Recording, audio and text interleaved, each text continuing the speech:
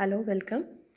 आज हम नेक्स्ट पढ़ेंगे। हमने पिछले वाले वीडियो में समतल प्रोग्रेसिव जो है तरंग के लिए गतिज ऊर्जा पढ़ी थी। स्थितिज ऊर्जा के लिए हमने व्यंजक प्रिपेयर कर रहे थे। तो हमने स्थितिज ऊर्जा के लिए यहाँ तक पढ़ा था u equals to rho 0 to y omega square Y D Y. हमने यहाँ पर वैल्यू रख दी थी त्वरण की, ठीक है।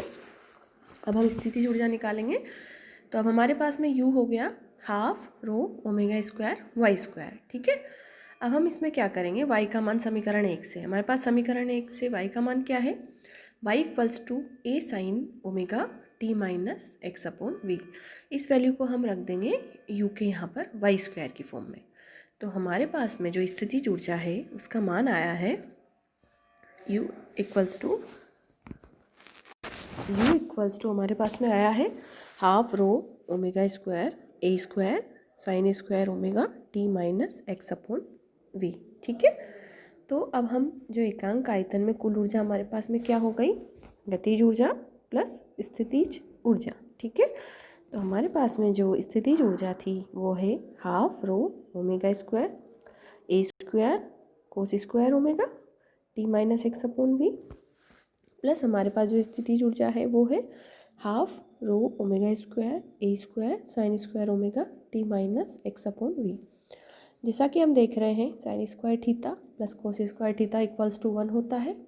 तो हमारे पास में जो एकांक आयतन में कुल ऊर्जा वो क्या आ गई, E equals to half rho omega square A square joule per metre cube. यह समीकरण प्रगामी तरंग के ऊर्जा घनत्व को व्यक्त करता है। कौन सा, उपरोक्त समीकरण 6। अब हम लेते हैं तरंग संचरण की दिशा के लंबवत स्थित एकांक क्षेत्रफल के अभिलंबवत संचरित होने वाली तरंगें 1 सेकंड में अपने वेग v के परिमाण के बराबर आयतन में निहित हो जाती हैं।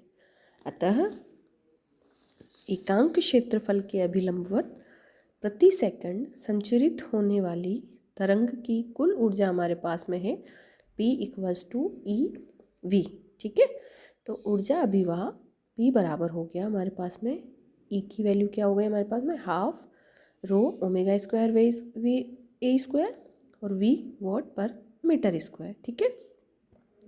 यह ऊर्जा अभिवाह तरंग की तीव्रता को भी व्यक्त करती है।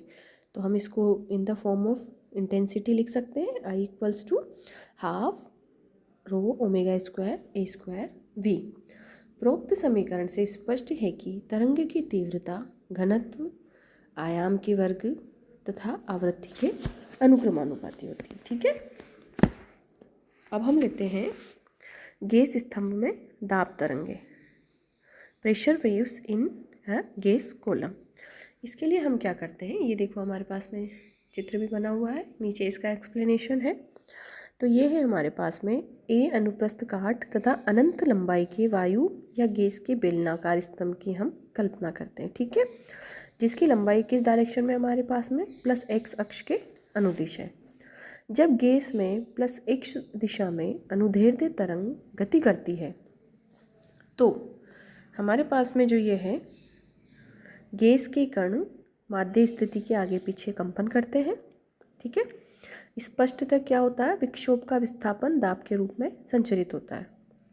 गैस के कणों के उत्कंपनों द्वारा उत्पन्न प्रभाव के संचरण का समीकरण ज्ञात करने के लिए हम मूल बिंदु O से x तथा x प्लस डी एक्स दूरी पर लंबाई के अनुप्रस्थ दो तल चित्र में हम देख रहे हैं।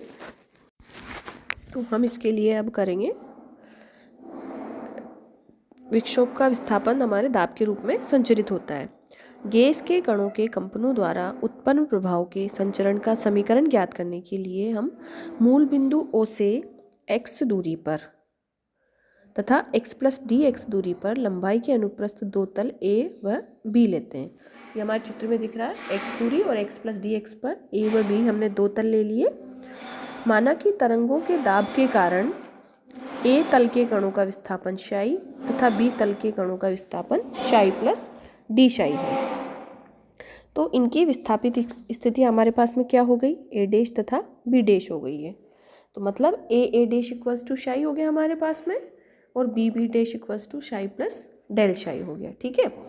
अब ए तथा बी तलों के मध्य गैस का प्रारंभिक आयतन हमारे पास में क्या है, ए डेल एक्स।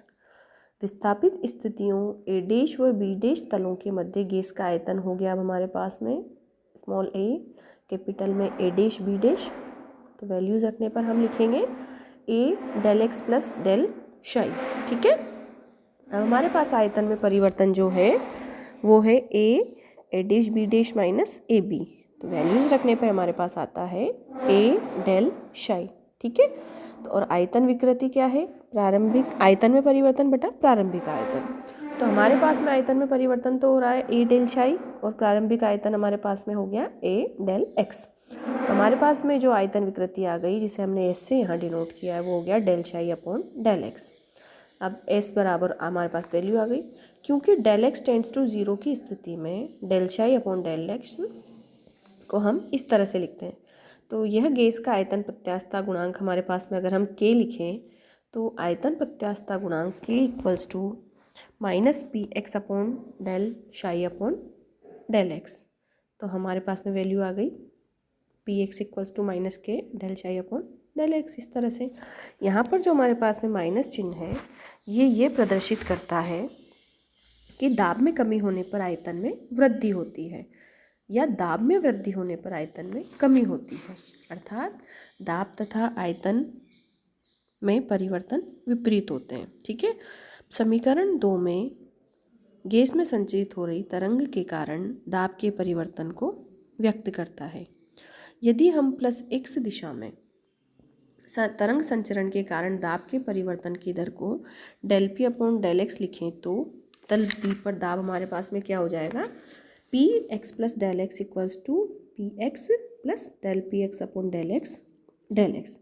तल बी पर दाब की दिशा तल ए पर दाब की दिशा के विपरीत होगी। ठीक है, अब हमारे पास हो गया, इसलिए हम ए तथा बी तलों के मध्य गैस के आयतन अल्पांश पर एक्स दिशा में परिणामित बल को हम क्या लिखेंगे, F equals to A P x minus P x plus del X. ठीक है, ये हमारे पास में हो गया परिणामित बल। तो ए इक्वल्स टू हो गया हमारे पास में p x minus P x plus del P x upon del x delta x. ठीक है, ये हमने वैल्यू रख दी p x plus del x की। ठीक है, अब हमारे पास में इसको सॉल्व करने पर जो आया minus a del P x upon del x delta x. ठीक है, तो समीकरण 2 में से पी एक्स का मान रखने पर, ये हमारे पास में समीकरण 2 है, पी एक्स की वैल्यू जो हमने लिख रखी है आयतन प्रत्यास्थता गुणांक की फॉर्म में, वो हम यहाँ पर जैसे ही मान रखेंगे तो हमारे पास में जो एफ का मान है वो आ जाएगा ए के, एफ का मान हमारे पास में आया A K del two psi upon del X two delta psi. यदि गैस का घनत्व रो है तो ए व बी तलों के मध्य गैस का द्रव्यमान रो ए डेल्टा डेल एक्स होगा। यदि ए एवं बी तलों के मध्य गैस को कणों का त्वरण del two psi upon del T to हो तो न्यूटन के द्वितीय नियम से हम क्या लिखेंगे, एफ बराबर रो ए डेल एक्स एंड हमारे पास में फॉर्म हो गया del two psi upon del T to. ठीक है, तो समीकरण 5 तथा 5 एफ और 6 एफ वाली फॉर्म में हम क्या लिखेंगे, del two psi upon del T two equals to K upon rho del two psi upon del X two. ये क्या हो गया हमारे पास, उपरोक्त समीकरण 6 की तुलना अगर हम तरंग गति के अवकल समीकरण से करें तो ज्ञात होता है कि कणों के कंपनों के द्वारा उत्पन्न प्रभाव अनुदैर्ध्य तरंगों के रूप में v equals to K upon rho वेग से संचारित होता है। K upon rho is in under root. Okay, thank you.